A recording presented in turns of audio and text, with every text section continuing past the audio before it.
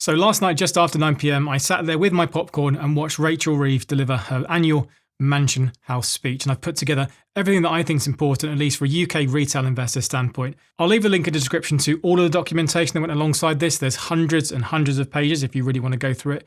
But let me just focus on the things that I think are important to retail investors. So first of all, let's talk about the expectation around ISAs. Now, there was huge expectation leading up to this speech that Rachel Reeves was effectively going to reduce the allowance for cash ISAs specifically from £20,000 where it is at the moment, all the way down to around £4,000 or £5,000, cutting that allowance effectively by a huge amount. And the whole idea around that is so that more people would choose to invest their money rather than save it, and provide an incentive to say, look, you need to move your money into things that actually generate much more positive returns over the long run.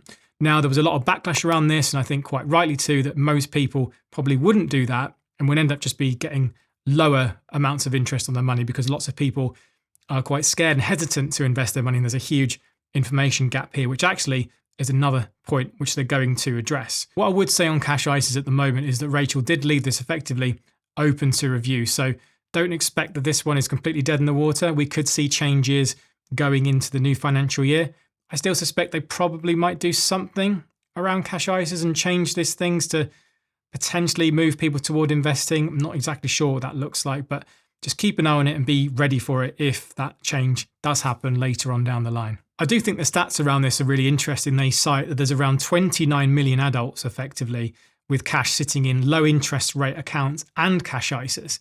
And they reckon that some of these accounts are offering not even 1%. So there's a huge amount of capital there. We're talking in the hundreds of billions of pounds, which could be better suited putting into long-term stocks and shares investments, which is something I talk about a lot on this channel. Now, alongside this, from April 2026, something I quite like the idea of actually is that regulated firms, so investing companies and apps and banks, for example, will be allowed to offer what they're calling targeted support.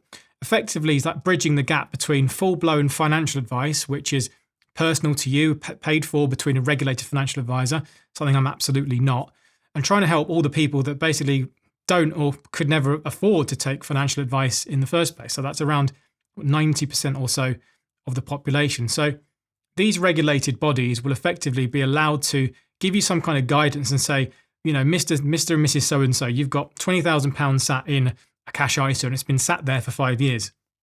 Based on people of your age profile and your risk and where we think you are, you may want to invest that money into a stocks and shares ISA. You may want to look at low-cost index funds, for example. You may want to look at money market funds. These kinds of things that they'll be able to suggest to try and push people and navigate them through everything to do with investing. As you all know, when you first get started investing, it can be so complicated because you go from using like a cash ISA account where there's one option and you know what investment you're going to get, you know your interest rate. When it goes to investing, opening up stocks and shares ISA, well, now there's tens of thousands of different things to choose from stocks to bonds to funds, ETFs, mutual funds, you name it. There's thousands and thousands to choose from. And I can understand why people don't want to go that far. Then finally, something else I can get far behind is basically reviewing risk warnings and helping people navigate that choice of investments. Now, I really dislike the whole amount of warnings and things and regulation in this space. And although there's always got to be a careful balance, I dislike the fact that it's all capital at risk. Oh, you could lose money while investing. Everything could go pop. Everything could go bang. Well, try not investing. Try leaving all of your money in a bank account for 20 or 30 years and just see what inflation will do to that money. I would rather have those warnings also on bank accounts and cash ISAs saying, by the way, Mr. and Mrs. So-and-so, did you know in the long run that cash savings in bank accounts or in ISAs will probably not even beat inflation? I think that is a much bigger warning. So I do welcome that, and I need to get those warnings and risk warnings right. Saying, for example, that a low-cost global index fund is a high-risk investment. You know, risk is such a subjective thing, so I do welcome them looking at that and helping people navigate that well, but really reinforcing the fact that not investing, at least in my view, is a massive, massive risk, at least in the long term. Okay, that's retail investing. Now, what about another big one? Mortgages, something we love in the UK, investing all of our money into bricks and mortar, which have done pretty well historically, but we are obsessed with owning our own homes. Quite rightly for a lot of people, no one really wants to throw away their money every month paying rent to someone else who's basically paying off their mortgage. So effective immediately, the government is putting in a scheme which effectively is now a permanent scheme of Help to Buy, very similar to what was implemented. It basically means that borrowers will be able to get up to 95% mortgages, and then the lenders of those mortgages will be able to buy insurance and buy protection supported and backed by the government up to 95% of their net loss if in the event of that house being repossessed. So basically all the lenders are contributing money into basically what seems like an insurance pot in the event that people can't pay back their mortgage, their risk is significantly reduced. So the idea there is that basically more people should be able to get on the housing ladder, and especially first-time buyers. Now, there's a few rules around it. It is only accessible to first-time buyers and remortgages. It's not for buy-to-let people. It's not for people trying to buy multiple homes.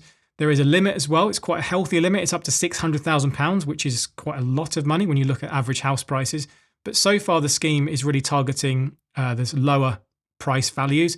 And actually, you can see this in the data. So the average transaction that's gone through with this on a mortgage is around that £210,000 mark, which is a little bit below the average house value in the UK. So there's no doubt the Help to Buy scheme was very popular with lots of people. If you can afford to pay rent, lots of people can easily afford to pay a mortgage. The difficulty was always saving up that significant sum to put in as a deposit. So if you can borrow 95% of the value, you've got less time you need to actually save up for a deposit. And some lenders are already offering up to 100% of the loan value in mortgages at the market at the moment. Now, is this good or bad? It depends on your perspective. It's good if you're a first-time buyer and you want to get onto the housing ladder because you want that security for you and your family. Could it also be a bad thing? Well, potentially, yes. It really depends what happens in the housing market and in different areas. It really all comes down to supply and demand. If there are more people able to get a mortgage because of schemes like this, putting in place permanently, then potentially it raises prices going up.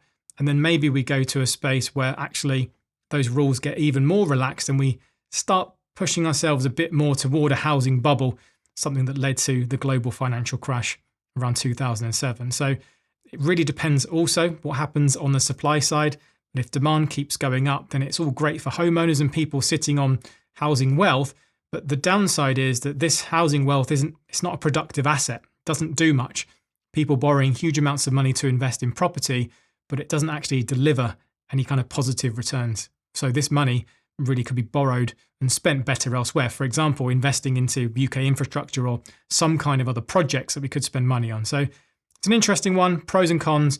We'll see how it goes. It's just a permanent scheme of what was in place before. So nothing really new, but good if you want to get on the ladder. Now, finally, let's talk pensions. Now, this Mansion House speech wasn't really designed to talk about pension change. It reiterated the changes talking about from the Mansion House Accord. So everything we're talking about now is effectively being called the Leeds reform. So just to remind you, the Mansion House Accord is really talking about UK pension funds, UK defined contribution pension funds, of which the majority of you are probably in, unless you work in the public sector.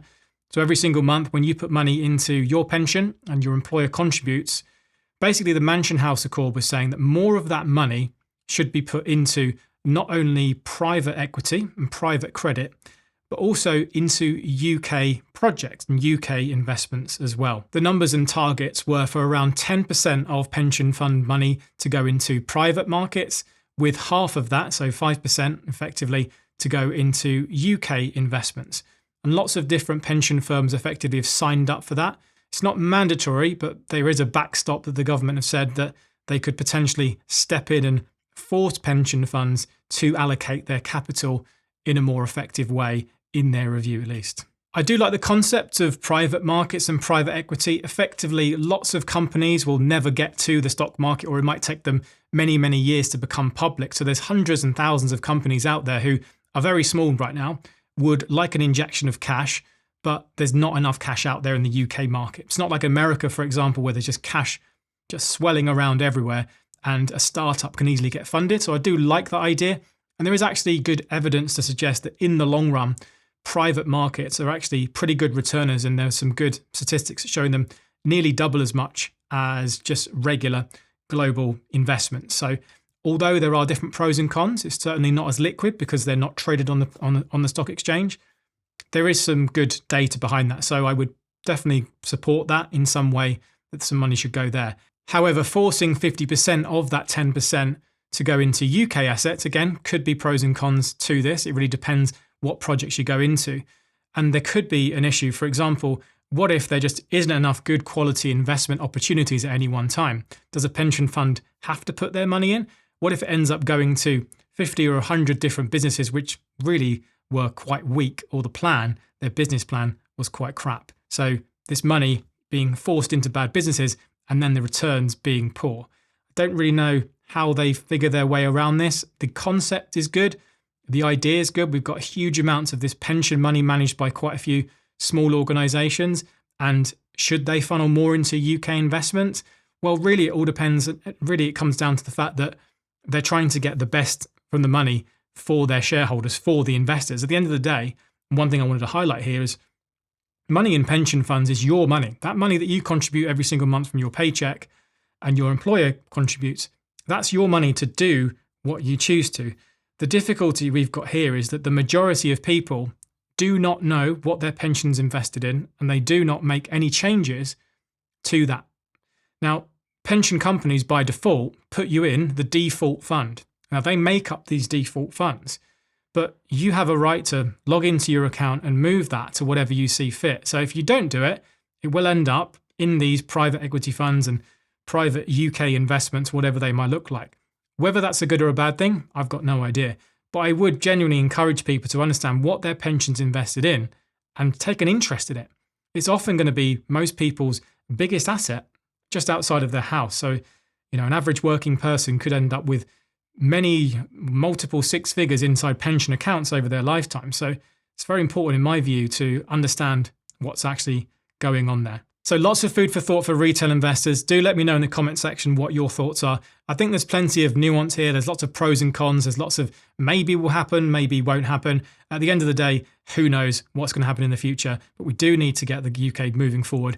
And I do support a lot of the things here, effectively just trying to help more people invest. I think I can always get behind that. It's something I dedicate my channel to, and I'm very passionate about trying to help people move from that saving their money to investing it. But let me know in the comment section. As always, happy investing.